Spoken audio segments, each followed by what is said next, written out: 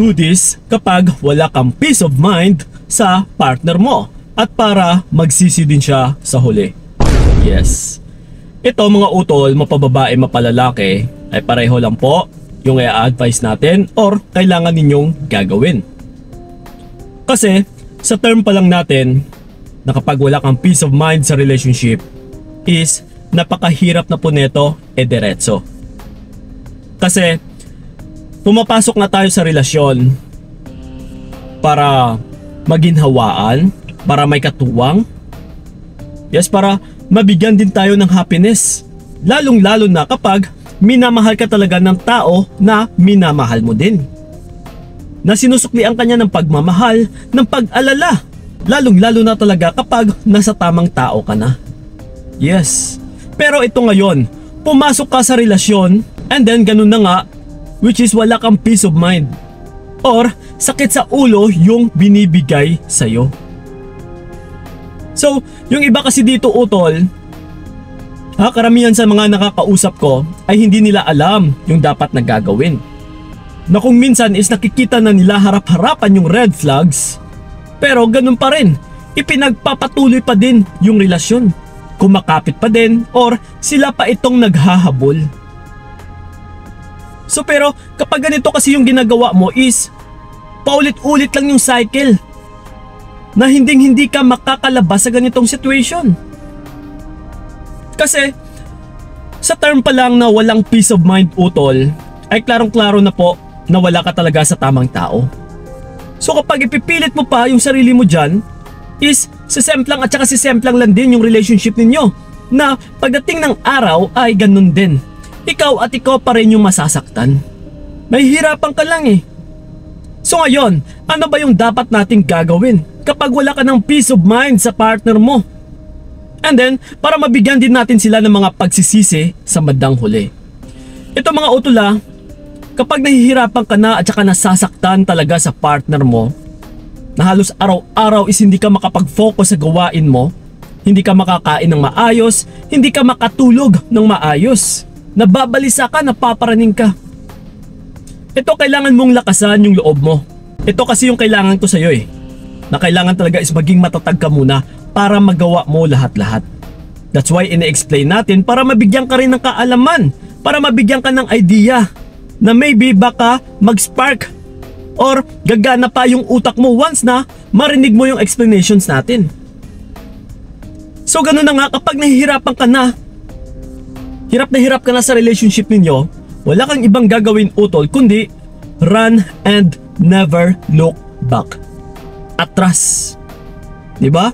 Kasi like I said kanina, na kung mananatili ka pa, magstay ka pa or kakapit ka pa, hindi ka makakaalis sa mga pasakit na ito. Paulit-ulit lang dahil nandyan ka pa din. Kapag nakikita mo kasi na hirap ka sa partner mo, huwag mong ipilit yung sarili mo utol na sa taong hindi naman talaga para sa'yo.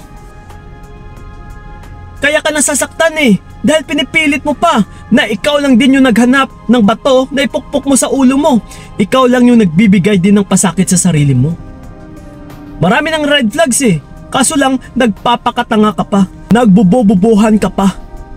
Yes, ito once na pumasok kayo sa relasyon, kailangan is handa din kayo na masaktan. Dahil may involved na ibang tao eh, na hindi na natin makokontrol. Kailangan is paghandaan mo, na anytime pwede siyang mamatay eh. Yes, anytime pwede siyang mawala. Anytime pwede kanyang sukuan. Anytime is bigla na lang siyang maglaho na parang bula, na hindi mo na makontak, hindi mo na mahagilap. So kailangan mong paghandaan ito utol. Na kung may pagmamahal is may pasakit din. Alam mo ba kung ano yung problema? That's why nasasaktan at saka nasasaktan ka. Dahil ganun na nga, pinipilit mo pa kasi yung sarili mo sa tao na hindi naman talaga para sa'yo. Stop engaging utol. Once na tumakbo ka, once na umatras ka, huwag ka nang magkaroon pa ng koneksyon sa taong yan.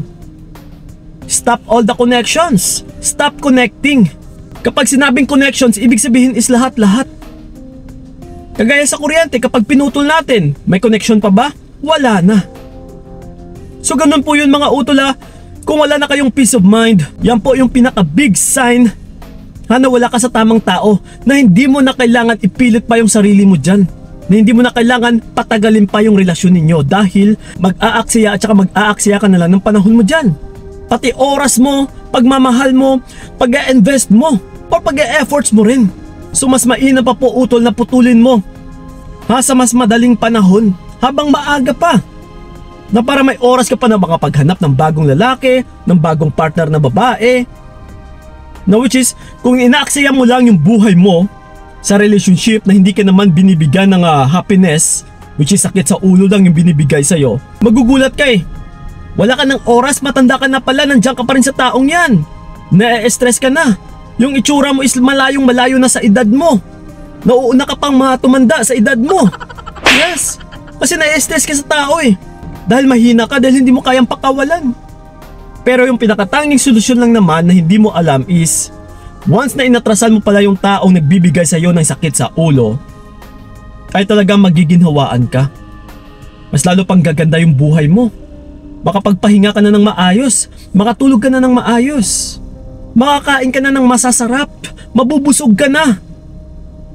And then gano'n na nga, makapag-focus ka na sa iyong sarili, maaalagaan mo pa ang iyong sarili kasi wala ka ng ibang iniisip na tao na nagpapabigat lang sa iyo. Once kasi na yung isang tao is may problema, malaki yung problema sa sarili niya, sa buhay niya, and then pinasok mo rin yung buhay niya, ay talagang mahahawaan ka na magkakaproblema ka rin sa kanya.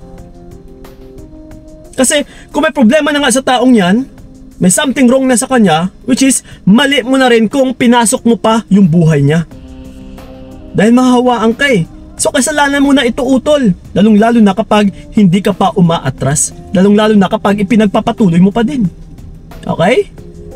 So nang po mga utulasan ay malinaw sa inyo, you should run and never look back talaga. Dahil dito mo mabibigyan ng pagsisisi yung isang tao, lalong lalo na kapag bumalik siya and then dinump mo and then hindi ka na nagparamdam talaga. Yes, talagang mapagsisihan niya kung ano yung ginawa niya sa'yo dati. Okay? So nang po mga utulasan ay nakatulong yung video na ito, and then sa mga gusto pala akong makausap one-on-one, yes, tumatanggap po tayo ng one-on-one coaching. Puntahan nyo lang po yung aking FB page na Payong Kaibigan ni Kiko. Please lang, bawal po ito sa mga mahihina, yes, sa mga marorupok na ayaw naman tulungan yung sarili. Kami pa kaya? Kasi yung tanging makakatulong lang sa iyong sarili utol ay sarili mo. Kahit ano pa yung i-advise namin, kung hindi mo ito susundin, ano yung magagawa namin? Okay? So yun ang po mga utol, kita-kits tayo doon. And then sa may mga katanungan is, you can leave a comment dyan sa ilalim. Sasagutin po natin yan. So yun lang po, maraming salamat talaga. So ingat kayo. God bless and babu! Sa langit din na lang ikaw ang aking ginusto. Binigay ko lahat para wala kang